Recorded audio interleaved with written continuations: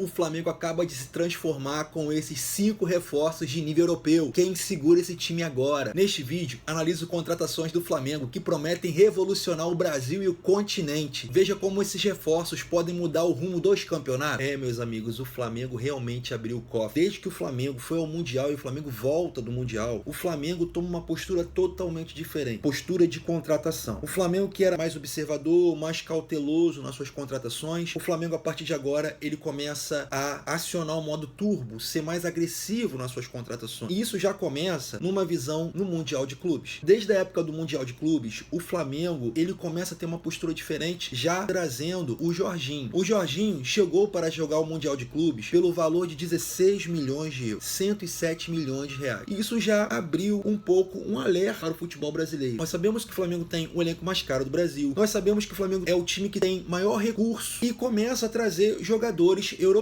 O Jorginho chega, o Jorginho arrebenta, ele sobra na Copa do Mundo de Clube. Por quê? Porque é um jogador que joga em alto nível na Europa, encaixa muito bem com o time, é um jogador que não precisou de adaptação, já entrou jogando e jogando muito bem. Ok, Flamengo vai muito bem no Mundial, faz um grande jogo contra o Chelsea, tenta competir com o Bayern e faz um bom Mundial. E aí o Flamengo volta. E aí, cara, parece que realmente abriu uma caixa de Pandora e eu acho, na minha visão, tem muito a ver com o Boto, né? Que é um cara que já trabalhou muito na Europa e tem uma visão mais europeia. O Flamengo simplesmente ele é agressivo e começa a disputar com clubes europeus para contratar jogadores. E aí o Flamengo me traz Emerson Royal simplesmente por 9 milhões de euros, 58 milhões de reais. Logo depois que traz o Jorginho, me traz um cara por 58 milhões de reais. Ok, o Flamengo vai, em poucos dias o Flamengo já vai lá e me lança uma nova contratação de 12 milhões de euros, que é o jogador Carrascal, 77 milhões de reais. Falou, pô, caramba, 3 jogadores diferentes, o Flamengo tá demais, o Flamengo tá demais. E não para por aí, logo em seguida, o Flamengo vai lá e me anuncia o Saul. Não foi divulgado oficialmente, mas especula-se que são 10 milhões de euros que o Flamengo contrata do Atlético de Madrid. Cara, que loucura. Aí você fala, meu Deus, o Flamengo tá virando time europeu. Nós sabemos que o Flamengo hoje tem uma estrutura financeira, mas nesse nível, esse teste desse nível, até os adversários, até os rivais não acreditavam nisso. Eu falo, caramba, o Flamengo tá diferente demais. E de repente, o Flamengo logo em seguida não para.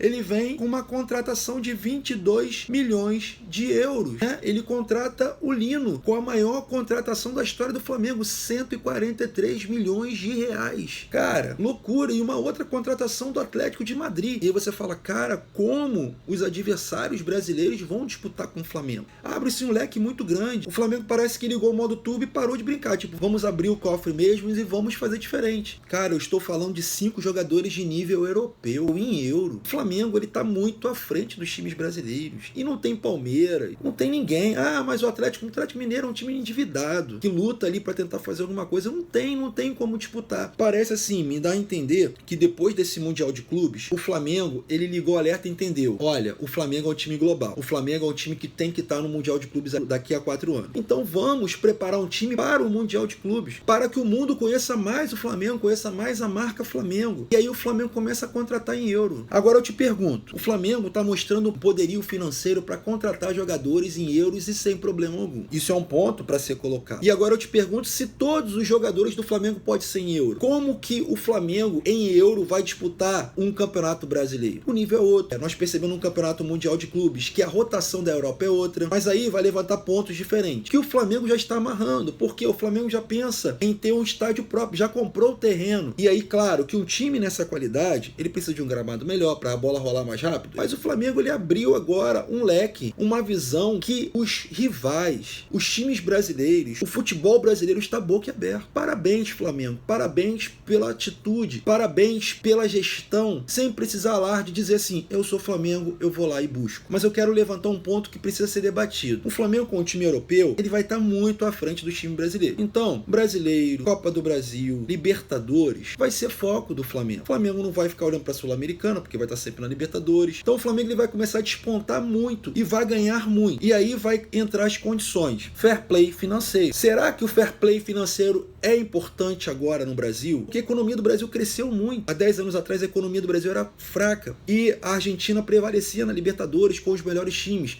A Argentina trazia os jogadores brasileiros e hoje é ao contrário. O Brasil cresceu muito financeiramente e ele que traz o futebol da América do Sul. Para que no Brasil agora nós temos um futebol competitivo, começamos a precisar olhar para o fair play financeiro. Cara, eu não estou dizendo que foi o Flamengo que abriu essa caixa de Pandora. Quem abriu essa caixa de Pandora foi o John Textor, que vai lá e traz Luiz Henrique com valor em euro a peso de ouro. Ele vai lá e traz o Almada a peso de ouro na Europa. Tem aí o Grupo City, que pega o Bahia e começa a trazer os caras a peso de Europa também. Então, só que o Flamengo não é SAF. O Flamengo falou, eu posso fazer, eu posso me organizar. O Flamengo ele está profissionalizando o seu clube. E essa visão eu coloco na conta do Boto. Pô, essa confusão toda aí que deu, do Boto, que falou, que fez, o cara tem uma visão europeia. Por isso que o Flamengo hoje tem tantas bombas que explodem no Flamengo. Ele é o time sim que desponta no futebol brasileiro. Ele é o melhor time do futebol brasileiro. Ele é o clube com maior estrutura do futebol brasileiro. Ele é o clube de exemplo do futebol brasileiro. Então, o foco de problemas será no Flamengo. Vocês sabem que eu torço muito pro futebol brasileiro, especialmente pro futebol carioca. Mas aí fica a pergunta pra você, vai ficar muito difícil competir contra um Flamengo desse? Eu digo até no visão dos flamenguistas. Vai ser legal no início, nós ganhamos tudo, nós somos o melhor time do Brasil, mas vai chegar um momento que não vai ter com quem competir. O fair play financeiro é importante a ser olhado e a ser pensado no futebol brasileiro. Essa é uma questão que já precisa ser vista agora. O Flamengo trouxe 5 jogadores nível europeu e assim, ó,